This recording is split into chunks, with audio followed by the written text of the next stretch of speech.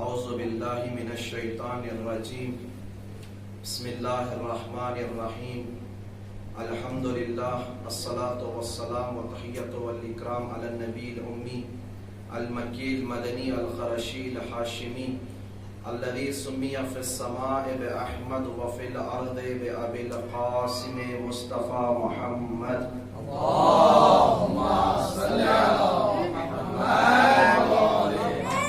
أما بعد فقد قال الله تعالى في محكم كتابه ومتقن بيانه وقوله الحق بسم الله الرحمن الرحيم قل إن كنتم تحبون الله فاتبعوني يحببكم الله ويغفر لكم ذنوبكم والله غفور رحيم.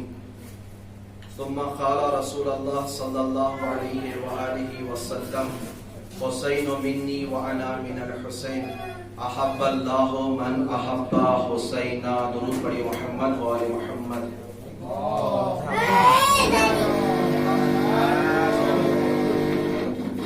عزیزان محترم، برادران ملت، مولیان حیدر کرار و سوگواران آل ابی طالب، ہم نے جس آیت کریمہ کی تلاوت کا شرف حاصل کیا ہے وہ قرآن مجید کا تیسرا سورہ آل عمران کی 31ویں آیت ہے، جس میں خالق کائنات ارشاد فرما رہا ہے قل ان کنتم تحبون اللہ. اے رسول تم کہہ دیجئے کہ اگر انسان خدا سے محبت کا دعویٰ کرتا ہے، محبت کرتا ہے، تو فاتبعونی، تو کیا کرنا چاہیے؟ رسول کی اتباع کرنا چاہیے. پہلے ہر انسان یہ دعویٰ کرتا ہے کہ میں خدا سے محبت کرتا ہوں. اگر تم اپنے دعوے میں سچے ہو تو فاتبعونی، رسول کہہ رہے ہیں، خدا کہہ رہا ہے کہ رسول کی اتباع کرو. رسول کی اتباع کریں گے تو پھر تمہارے دعوے میں کیا ہے؟ سچے ہیں کہ تم خدا سے دوست رکھتے ہیں، خدا کو چاہتے ہیں. پھر اس کے بعد کہا کہ فاتبعونی کا نتیجہ کیا ہے؟ یحببکم اللہ، اللہ تم کو دوست رکھے گا. ایک، اگر تم اپنے دعوے میں، اگر تم دعویٰ ہے تمہارا کہ تم خدا کو چاہتے ہو تو رسول کی اتباع کرو. جب تم رسول کی اتباع کرو گے تو یحببکم اللہ، اللہ تم کو دوست رکھتا ہے. ہم اگر خدا کو دوست رکھیں گے تو اس کا شرط یہ ہے کہ اتباع کریں، تو اس کے نتیجے میں خدا تم کو دوست رکھتا ہے. تو قرآن مجید میں کئی مقامات پر، اس کے علاوہ ایک اور آیت میں ہے کہ خدا کہتا ہے کہ تم میرا ذکر کرو میں تمہارا ذکر کروں گا. بڑی توجہ چاہتا ہوں عزیزوں. اسی طریقے سے جس طریقے سے خدا کہہ رہا ہے کہ تم میرا ذکر کرو میں تمہارا ذکر کروں گا، اس آیے میں کہہ رہا ہے کہ اگر تم مجھ سے محبت کرو گے تو میں تم سے محبت کروں گا. بڑی توجہ چاہتا ہوں. اس کے بعد پہلی شرط یہ کہ خدا محبت کرتا. اس کے بعد کہہ رہے ہو یغفر لکم ذنوبکم، اور تمہارے گناہ بخش دیے جائیں گے. ایک مرحلے کی طرف لے جانا ہے عزیزو اس آیہ کریمہ کے ذیل میں. بڑی توجہ چاہتا ہوں. تو پھر خدا کہہ رہا ہے کہ پہلے میں تم سے محبت کرتا ہوں، پھر تمہارے گناہ کیا ہے؟ بخش دیے جائیں گے. دو، اگر ایک انسان خدا سے محبت کرتا ہے تو شرط یہ ہے کہ رسول کی اتباع کرے، رسول کی پیروی کرے. تو اس کے نتیجے میں کیا ہے؟ خدا تم سے محبت کرے گا اور تمہارے گناہ بھی بخش دے گا. بڑی توجہ چاہتا ہوں. تو عزیزوں کسی چیز کو، ایک تمہیدی گفتگو، ایک نتیجے کی طرف لے آنا ہے آپ کو. کسی چیز کو پہچاننے کے 5 طریقے ہیں کہ جسے علم منطق میں حواس خمسہ کہا جاتا ہے، جسے علم منطق میں حواس خمسہ کہا جاتا ہے. انسان آنکھ کے ذریعے سے دیکھ کر کسی کو پہچانتا ہے کہ جسے کیا کہتے ہیں؟ باصرہ کہتے ہیں. یا کانوں سے صدا کو سن کر، آوازوں کو سن کر انسان کیا کرتا ہے؟ کسی چیز کو تشخیص دیتا ہے، پہچانتا ہے. اسے کیا کہتے ہیں؟ سامعہ کہتے ہیں منطق میں. بڑی توجہ چاہتا ہوں. مقدماتی گفتگو ایک نتیجے کی طرف لے جانا ہے تو اسے کیا کہتے ہیں؟ سامعہ کہتے ہیں. انسان پھر بو کر ناک کے ذریعے سے خوشبو کو سن کر پہچانتا ہے کسی چیز کو، تو اسے کیا کہتے ہیں؟ شامہ کہتے ہیں. اس کے بعد انسان کسی چیز کو لمس کر چھونے کے بعد یہ پہچانتا ہے کہ سخت چیز ہے، گرم چیز ہے. ہاتھوں کے ذریعے سے اسے لامسہ کہتے ہیں. اسی طریقے سے انسان زبان کے ذریعے سے چکھ کر کسی چیز کو پہچانتا ہے. اسے کیا کہتے ہیں؟ منطق میں ذائقہ کہتے ہیں، ذائقہ کہتے ہیں. یہ 5 چیزوں سے انسان کیا کرتا ہے؟ کسی چیز کو پہچانتا ہے. بڑی توجہ چاہتا ہوں عزیزو. اس سے ہٹ کر خداوند عالم نے ایک اور قوت عطا آتی ہے انسان کو جس کے ذریعے سے انسان کسی چیز کی تشخیص دیتا ہے، اسے کیا کہتے ہیں؟ عقل کہتے ہیں۔ اس سے بڑھ کر کوئی ایک چیز ہے، کیا ہے وہ؟ عقل ہے۔ عقل کے ذریعے سے بھی انسان کسی چیز کی تشخیص دیتا ہے۔ تو اسی لیے کہا گیا، روایت میں ملتا ہے کہ اِنَّا لِلَّهِ عَلَى النَّاسِ حَجَّتَيْنِ، خداوند عالم نے، روایت ہے کہ خداوند عالم نے انسان کے لیے دو حجتوں کو رکھا ہے، حجت ظاہرۃ و حجت باطنہ۔ بڑی توجہ چاہتا ہوں، ایک ہے حجت ظاہرہ اور دوسری ہے حجت باطنہ۔ فَأَمَّا الْحُجَّةُ الظَّاهِرَةُ، یہ حجت ظاہرہ کیا ہے؟ رسول ہے، امام ہے کہ جو حجت ظاہرہ ہے۔ فَأَمَّا الْحُجَّةُ الْبَاطِنَةُ فَهُوَ الْعَقْلُ، حجت باطنہ کیا ہے؟ عقل ہے۔ بڑی توجہ چاہتا ہوں، حجت باطنہ کیا ہے؟ عقل ہے۔ اس عقل کے ذریعے سے اسلام میں عقل کا بہت مقام ہے عزیزو، اسلام میں عقل کا بہت مقام ہے۔ اس لیے کہا جاتا ہے کہ ما حکم بہ الشرع حکم بہ العقل، جو چیز شریعت حکم دیتی ہے وہ عقل کے مطابق ہوتی ہے۔ کہیں ایسا نہیں ہے کہ اسلام ایک چیز کہہ رہا ہے اور عقل ایک چیز کہہ رہا ہے، نہیں، بلکہ فطری تقاضا سے اسلام سے ہٹ کر لے لے تو عقل خود فیصلہ کرتی ہے کہ ظلم خبیث ہے۔ بڑی توجہ چاہتا ہوں، عقل خود انسان، اسلام دین سب چھوڑ دیجئے، چھوڑ کر خود عقل یہ فیصلہ کرتی ہے کہ ظلم خبیث ہے۔ ظلم کیا ہے؟ بہت خراب چیز ہے۔ اور اسی طرح سے جھوٹ کیا ہے؟ یہ عقل کا تقاضا ہے عزیزو۔ اب عقل کے ذریعے سے انسان کیا کرتا ہے؟ تفکر کرتا ہے۔ جس طریقے سے آنکھ کے ذریعے سے دیکھتا ہے، ناک کے ذریعے سے وہ سنتا ہے، اسی طریقے سے عقل کے ذریعے سے کیا کرتا ہے؟ تفکر کرتا ہے۔ قرآن میں بھی خداوند عالم کئی مقامات پر کہہ رہا ہے کہ افلا یتدبرون القرآن، کیا تم قرآن میں تدبر نہیں کرتے؟ کیا تم قرآن میں تعقل نہیں کرتے، تفکر نہیں کرتے؟ تو تفکر کا تعلق عقل سے ہے عزیزو۔ بڑی توجہ چاہتا ہوں، تفکر کا تعلق کیسے ہے؟ عقل کے ذریعے سے۔ انسان عقل سے فکر کرتا ہے، تو عقل بھی معرفت کا ایک ذریعہ ہے۔ یہی اسی لیے کہا گیا کہ ایک لمحے کا تفکر 1000 سال کی عبادت سے افضل ہے۔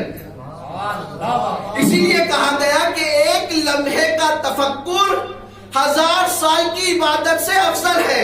اب آئیے، یہی تفکر تھا حر کا کہ جو حر کو شب عاشور جہنم سے نکال کر جنت کی طرف لے آیا عزیزو، نہیں بلکہ یہی تفکر تھا حر نے جب فکر کیا تو شب عاشور حر کو ضلالت سے نکال کر نور کی طرف لے آیا۔ یہی تفکر ہے کہ جو انسان کو لعنت اللہ علیہ کے مقام سے علیہ السلام کے رتبے تک لے آتا ہے۔ درود پڑھیے گا محمد والے محمد پر۔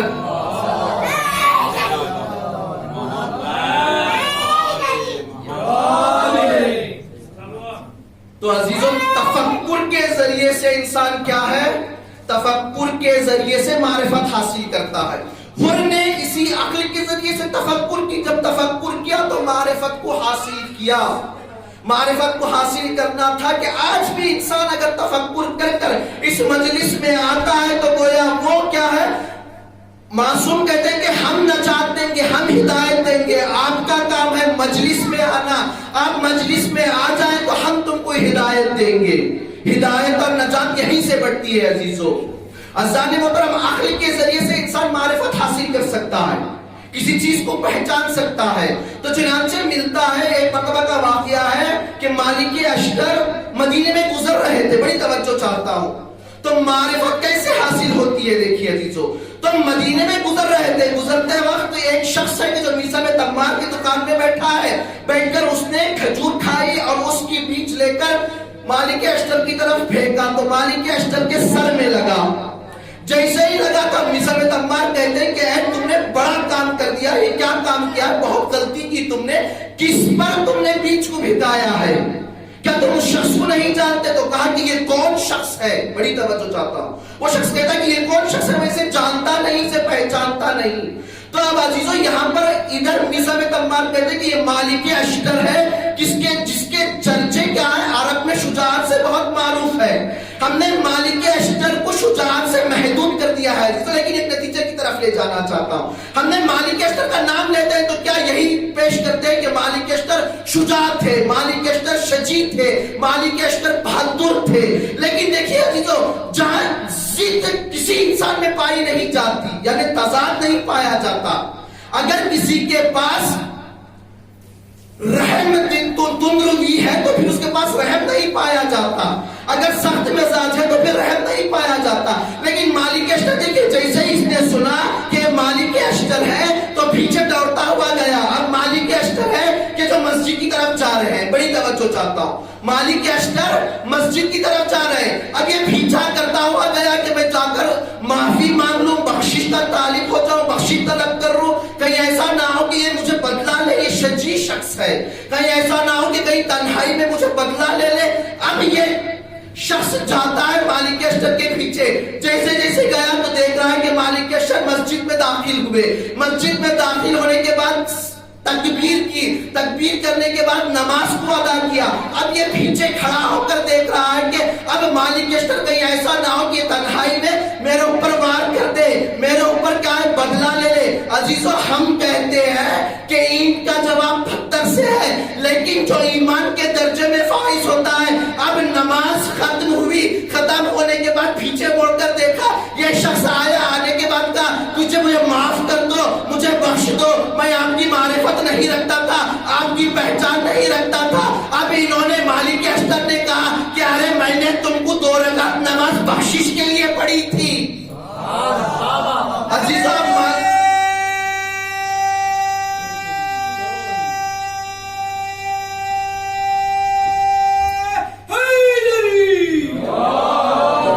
اب مالک اشتر کہتے ہیں کہ میں نے تیری بخشش کے لیے. عزیزو, یہ دنیا کا دستور ہے کہ جو یہ کہتے ہیں کہ اینٹ کا بدلہ پتھر سے ہے, انتخاب میں مزہ ہے, لیکن جو ایمان کے درجے میں فائز ہوتا ہے وہ کہتا ہے کہ جو لذت بخشش میں ہے وہ انتخاب میں نہیں ہے. درود پڑھیے گا محمد والے محمد پر.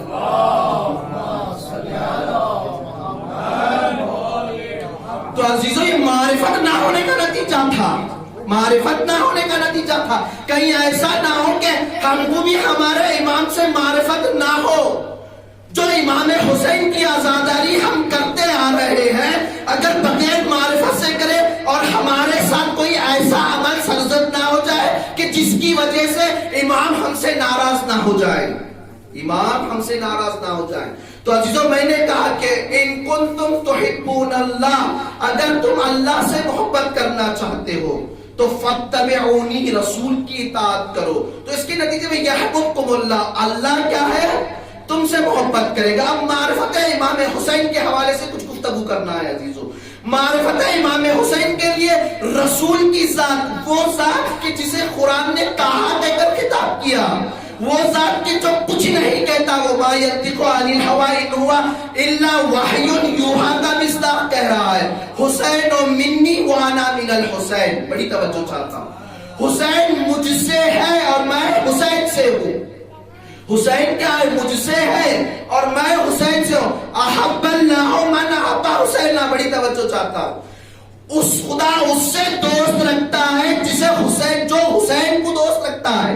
بڑی توجہ چاہتا ہوں. آیت دیکھیے, آیت کیا کہہ رہی ہے. اب یہاں آیت کو آپ نے دیکھا, اگر تم دعوے دار ہو تو کیا ہے, خدا سے محبت کے, تو تم کو اتباع کرنا چاہیے. اب جس شخص کی اتباع کا حکم دے رہا ہے وہ ذات کیا کہہ رہی ہے, دیکھیے. آیت سے روایت کو ملائیے عزیزو, آیت سے حدیث کو ملائیے, اور جس شخص کی اتباع کا حکم دے رہا ہے خداوند عالم, وہ ذات کہہ رہی ہے احب اللہ من احب حسین. بڑی توجہ چاہتا ہوں, احب اللہ من احب حسین, جو حسین سے اللہ اس سے محبت کرتا ہے, جو حسین سے محبت کرتا ہے, جو حسین سے محبت کرتا ہے, خدا اس سے محبت کرتا ہے. نہیں عزیزو, بلکہ آگے بڑھیے, ایک نتیجے کی طرف لے جانا ہے. آگے بڑھیے, آگے بڑھنے کے بعد ایک اور ذریعہ ہے معرفت کا. بڑی توجہ چاہتا ہوں, ایک معرفت کا اور ذریعہ ہے. ہم نے کہا کہ 5 چیزوں سے کسی چیز کی تشخیص ہوتی ہے, جسے علم منطق میں حواس خمسہ کہا جاتا ہے. اس کے علاوہ کیا ہے, فکر کے ذریعے سے بھی انسان معرفت حاصل کر سکتا ہے. فکر کے ذریعے سے انسان معرفت حاصل کر سکتا ہے. تو یہی فکر کا نتیجہ تھا کہ حر نے ضلالت سے نکل کر نور کی طرف آئے. دوسرا طریقہ عزیزو، اس کے علاوہ بھی ایک طریقہ خداوند عالم نے معرفت کا دل میں رکھا ہے. دل ہے کہ جو انسان دل کے ذریعے سے، اس قلب کے ذریعے سے معرفت حاصل کر سکتا ہے. قلب کے ذریعے سے انسان معرفت حاصل کر سکتا ہے. کیوں؟ اس لیے کہ تمام انسان کسی سے اگر چاہتا ہے تو اس کا چاہنا قلب پر ارتباط رکھتا ہے، قلب سے ارتباط رکھتا ہے. بڑی توجہ چاہتا ہوں، صلوات پڑھیے محمد والے محمد.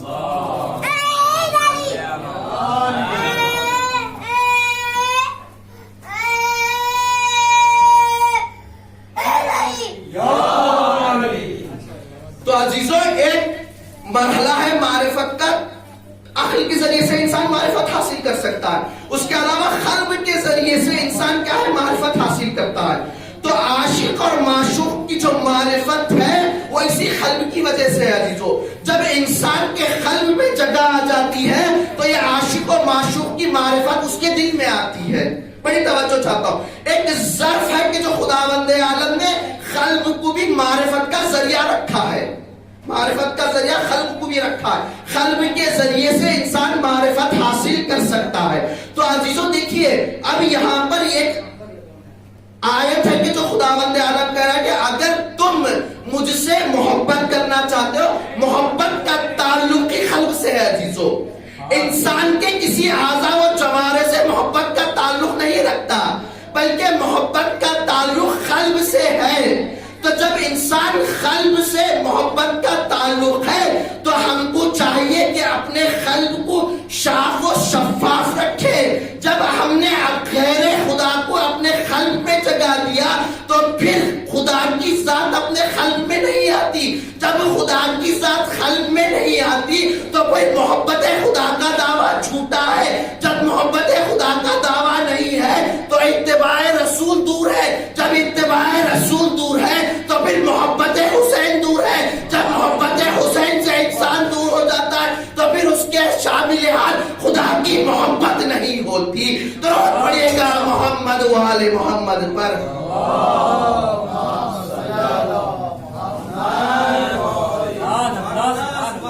تو اذان محترم، رسول خدا کہہ رہے ہیں حسین و منی و انا من الحسین، حسین مجھ سے ہے اور میں حسین سے ہوں.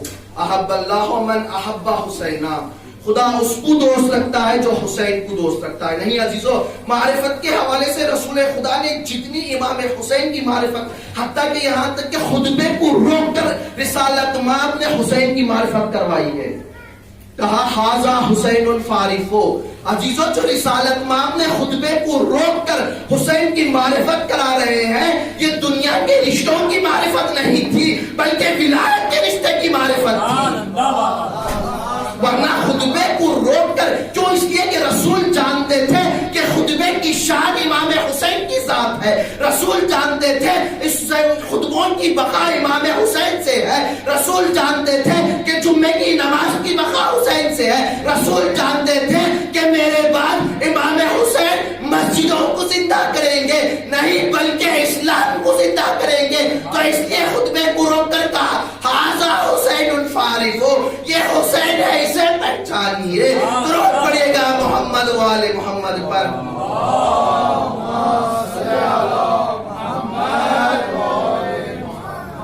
اذان محترم، نہیں بلکہ اس سے کئی زیادہ امام حسین کی فضائل رسالت مآب نے بیان کیے.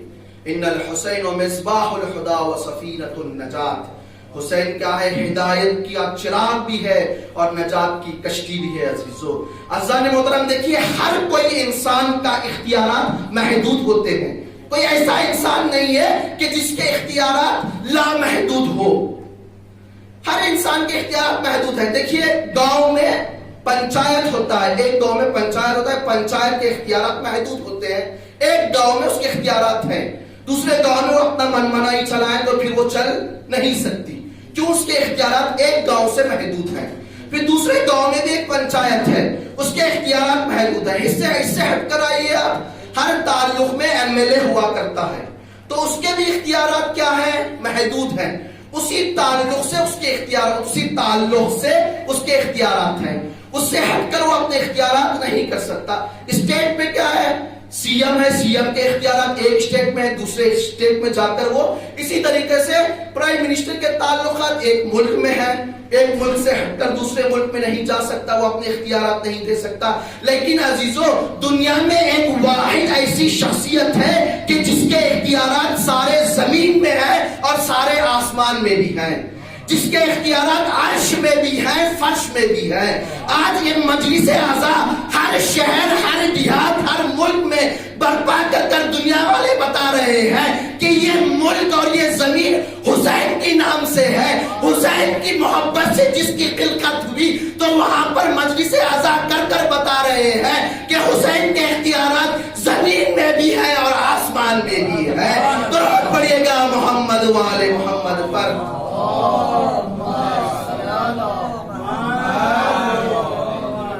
عزیزان محترم، امام حسین کے اختیارات عرش میں بھی ہیں، فرش میں بھی ہیں. جس نے اپنے زندگی کے ابتدائی مرحلے میں عرش کے فرشتے کی نجات بخشی اور اپنے زندگی کے آخری لمحے میں فرش کے انسان کی حیات بخشی، وہ ذات کہ جس نے اپنے ابتدائی مرحلے میں عرش کے فرشتے فطرس کی نجات بخشی، تو اپنے زندگی کے آخری مرحلے میں امام حسین نے ہر جیسے شخص کی نجات بخش کر یہ کہہ رہے ہیں کہ یہ دروازہ بند نہیں ہے، آج بھی یہ دروازہ کھلا ہے. عزیزو، محرم کے ختم ہونے سے نجات اور ہدایت کا سلسلہ ختم نہیں ہوتا.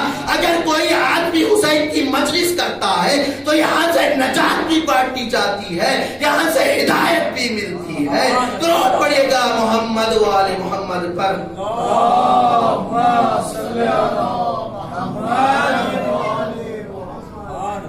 تو عزیزان محترم، پھر رسالت مآب نے کیا کہا؟ رسالت مآب نے کہا ان الحسن والحسین امامان قاما او قادا. امام حسن اور امام حسین دونوں امام ہیں، ایک کھڑے رہیں ایک بیٹھے رہیں. یعنی کیا مطلب؟ امام حسن کو صلح کرنا پڑے تب بھی وہ امام ہیں، امام حسین کو جنگ کرنا پڑے تب بھی وہ امام ہے. عزیزو، دنیا والے یہ تصور کرتے ہیں کہ کیسے ممکن ہے کہ ایک صلح کرے تب بھی امام، ایک جنگ کرے تب بھی امام. دونوں امام، صلح کرے تب بھی امام، جنگ کرے تب بھی امام. بڑی توجہ چاہتا ہوں، تاریخ سے یہ پیش کروں کہ کیسے امام بن سکتے. ایک صلح کر رہے ہیں امام ہیں، لیکن ایک جنگ کر رہے ہیں امام ہیں. تو عزیزو، تاریخ میں ملتا ہے، سارا واقعے کو پیش نہیں کرنا ہے. جناب موسیٰ پیغمبر کا آپ واقعہ لے لیں. جناب موسیٰ پیغمبر کے واقعے میں یہ ملتا ہے کہ جب فرعون کو شک ہوا موسیٰ پر، تو فرعون نے کیا کہ سب نے یہی مشورہ دیا کہ اے فرعون، تم امتحان لے لو.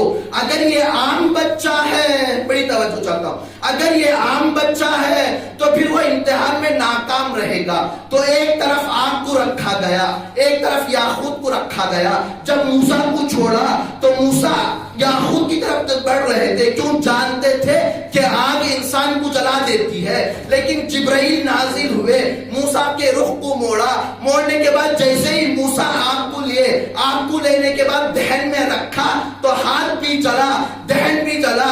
خدا کی طرف سے آواز آئی، میرا نبی ہر چیز سے منزہ ہوتا ہے. اگر تمہاری زبان چلی ہے تو میں تمہیں کلیم اللہ سے نوازوں گا، اگر تمہارا ہاتھ چلا ہے تو میں تمہیں ید بیضاء عطا کروں گا.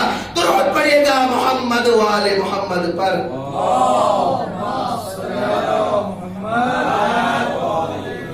تو عزیزو دیکھیے، اب آئے موسیٰ آنے کے بعد ہاتھ جل گیا.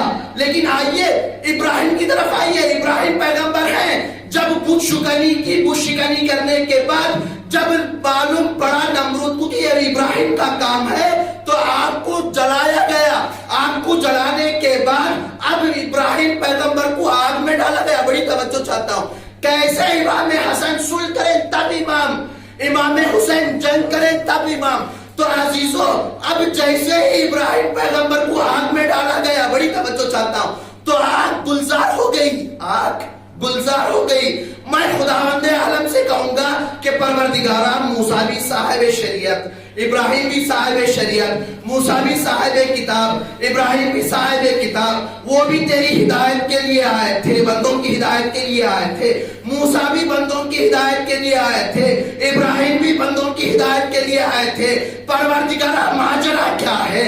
تو نے ایک کو آگ کے ذریعے سے جلا کر محفوظ رکھا، لیکن دوسرے کو یہی آگ ہے کہ جو گلزار میں تبدیل ہو رہی ہے۔ بڑی توجہ چاہتا ہوں عزیزوں، ایک پیغمبر ہے کہ جس کو جلا رہا ہے، دوسرے پیغمبر ہے کہ جسے آپ کو گل میں تبدیل کر رہا ہے۔ پروردگارہ کیا وجہ ہے؟ جب نے یہ آوازیں خود رکھتا ہے، میرا مقام یہاں پر یہ تھا کہ میں امام ادھر رسول کی حفاظت کروں، میں موسیٰ کو جلا کر حفاظت کر سکتا تھا، ابراہیم کو بچا کر حفاظت کر سکتا تھا، میں نے موسیٰ کو جلا کر حفاظت کیا، ابراہیم کو بچا کر حفاظت کیا۔ تو یہی عزیزو امام حسن نے صلح کیا، امام حسین نے جنگ کیا، یہ زمانے کا تقاضا تھا کہ دونوں کا مقصد یہ تھا اسلام بچ جائے۔ صلح امام حسین سے اسلام کی بقا تھی، جنگ امام حسین سے اسلام کی بقا تھی۔ درود پڑھیے گا محمد و آل محمد۔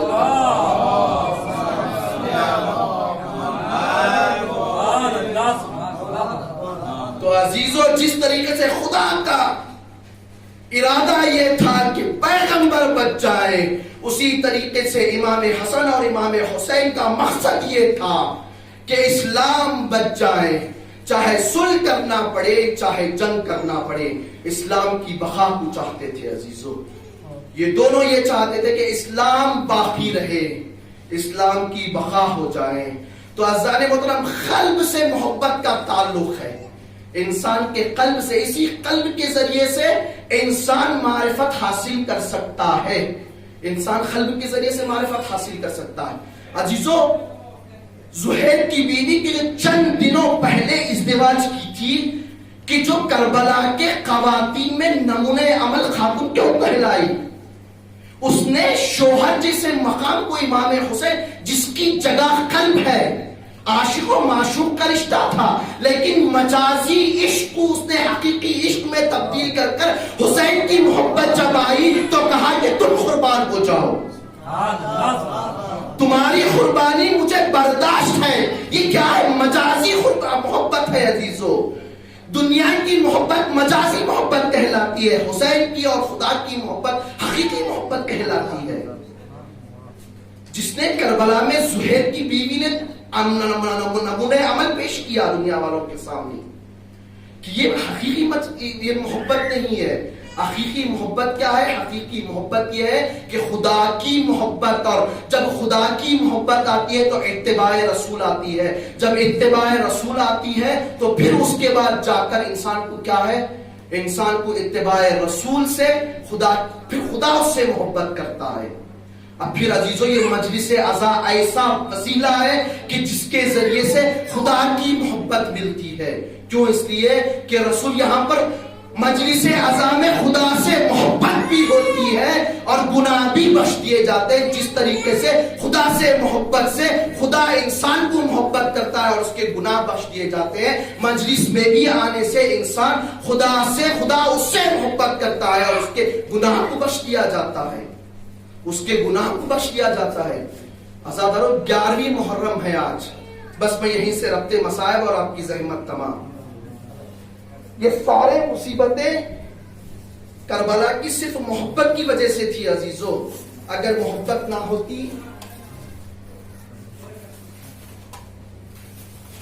تو واقعاً ان مصائب کو درک کرنا اور سمجھنا بہت مشکل ہے عزیزو کہ جو کربلا میں مصیبتیں پیش آئی۔ 11 محرم ہے، قیامت کا دن ہے عزیزو۔ آج کا بھی تاریخ میں ملتا ہے کہ عمر سعد نے اپنے چاہنے والوں کو، اپنے سپاہیوں کو سپرد خاک کیا، سپرد خاک کرنے کے بعد دفن کیا، دفن کرنے کے بعد اب اسیران اہل حرم کو کوفے کی طرف لے جانا چاہتا ہے۔ عزادارو ایک لمحے کے لیے سوچئے، جو زینب اس زمین پر قدم رکھی تو کس شان سے رکھی تھی۔ جناب زینب کبریٰ نے کربلا کے میدان میں جب 2 محرم کو پہنچی تھی تو اکبر جیسا جوان موجود تھا، عباس جیسا بھائی موجود تھا. زینب کو کبھی یہ احساس نہیں ہوا کوئی کہتا کہ تمہارے سر سے چادر چھینی تو زینب ایک جواب کہتی کہ ارے جس کا بھائی عباس جیسا ہو کیا اس کے کسی کی مجال کہ زینب کے سر سے چادر چھین جائے. تو آزادارو زینب نے ایک لمحے کے لیے تصور نہیں کیا تھا. جب کربلا پہنچی تھی تو ایک عجیب کیفیت تھی. سارا کنبہ موجود تھا, عباس موجود تھے اور محمد موجود تھے, قاسم موجود تھے, امام حسین موجود تھے.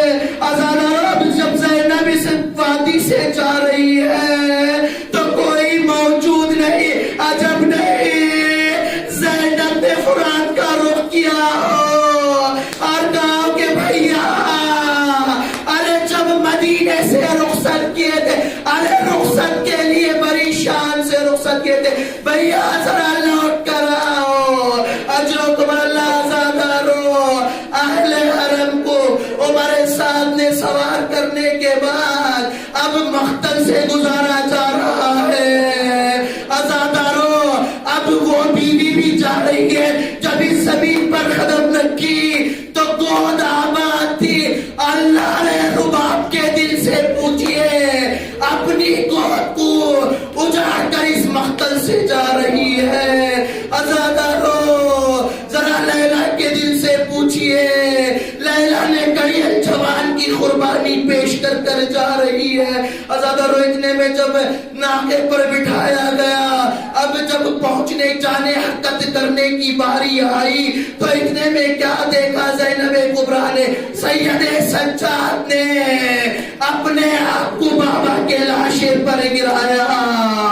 ارے جیسے ہی گرایا تو زینب نے دیکھا سجاد کی روح قفس سے اچھلی. ارے چہرے کی حالت بدل گئی ہے. زینب نے اپنے آپ کو گرایا, کہا بیٹا سجاد صبر کا مقام ہے بیٹا. ارے سید سجاد نے ایک جملہ کہا, اماں اے بھی اماں, ارے جس کا بیٹا موجود ہو ارے اس کے باپ کا لاشا بے گور و کفن. اسی لیے عزیز و امام زمانہ زیارت ناحیہ میں عرض کرتے ہیں, سلام ان جسموں پر کہ جس کو بے گور و کفن, جن لاشوں کو بے گور و کفن کربلا کے ریت پر ڈالا گیا.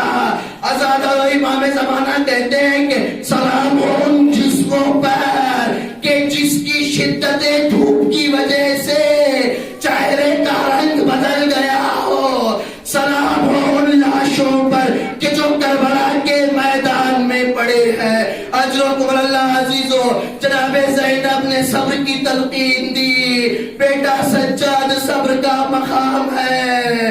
آزادارو زہیر کی زوجہ ہے کہ جو کہیں جانے کے بعد کوفہ پہنچ گئی. پہنچنے کے بعد اس نے اپنے غلام سے کہا کہ تم جاؤ, جا کر حسین, ارے حسین کو غسل دیا گیا ہے, کفن دیا گیا ہے, اس کی شان کچھ الگ ہے, اس کی عظمت کچھ الگ ہے. تم جاؤ, جا کر میرے والی وارث کو کفن دینا, میرے والی وارث کو غسل دینا, غسل دے کر واپس آنا. آزادارو عاشورہ کے بعد ایک زوجہ بھیجتی ہے, بھیجنے کے بعد غلام سے کہتی ہے اگر تم نے یہ کام انجام دیا تو میں تمہیں راہ خدا میں آزاد کرتی ہوں. آزادارو اب یہ غلام پہنچا, اب یہ حساب لگاتی ہے شاید یہ غلام اس مقام پر پہنچا ہو, ارے اب کربلا کی منزل میں پہنچ گیا ہو, میرے والی وارث کو غسل دے رہا ہو, اسے کفن پہنا رہا ہو. آزادارو اتنے میں وہ حساب کرتے کرتے 12 محرم کو اوپر آتی ہے. آنے کے بعد دیکھتی ہے کہ غلام آ رہا ہے, اس کے پاس کفن بھی موجود ہے. جیسے ہی غلام گھر میں داخل ہوا وہ زوجہ اس کی کہتی ہے کہ اے شخص تم نے کیا کام انجام دیا, تم نے میرا کام انجام نہیں دیا, تم نے نمک حرامی کی ہے. ارے میں نے تمہیں کیا کہا تھا, میرے والی وارث کو دفن کرنا, میرے والی وارث کو کفن دینا, ارے تم نے یہ کام کیوں نہیں کیا, میں تمہیں بخشوں گی نہیں. آزادارو غلام ہے کہ جو آنکھوں کو جھکائے ہوئے رو رہا ہے. اتنے میں غلام نے ایک جواب دیا, اے شہزادی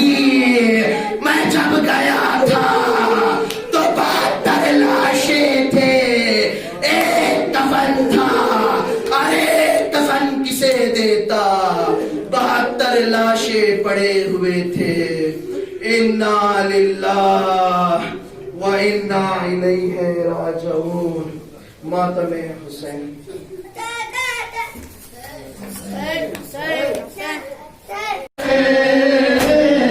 بچوں کے نالے کے مائیں بھی مر گئی، زہرا کی بیٹیوں کرداریں اتر گئی، زہرا کی بیٹیوں کرداریں اتر گئی، زہرا کی بیٹیوں کرداریں اتر گئی.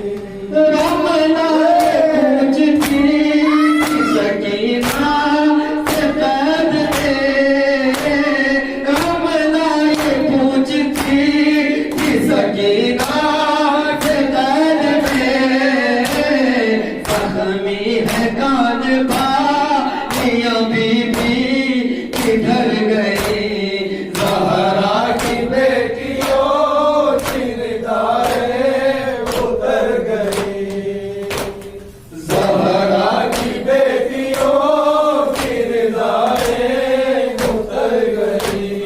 بازار لے کے جاؤ نا بے پر ظالموں، بازار لے کے جاؤ نا بے پر ظالموں، مر جائیں گی حسین کی بہنیں اگر گئی، زہرا کی بیٹیوں کرداریں اتر گئی، زہرا کی بیٹیوں کرداریں اتر گئی. جاتی جو کبھی کبھی زہرا کی قبر پر، جاتی تھی جو کبھی کبھی زہرا کی قبر پر، جانے خدا نجوم سے کیسے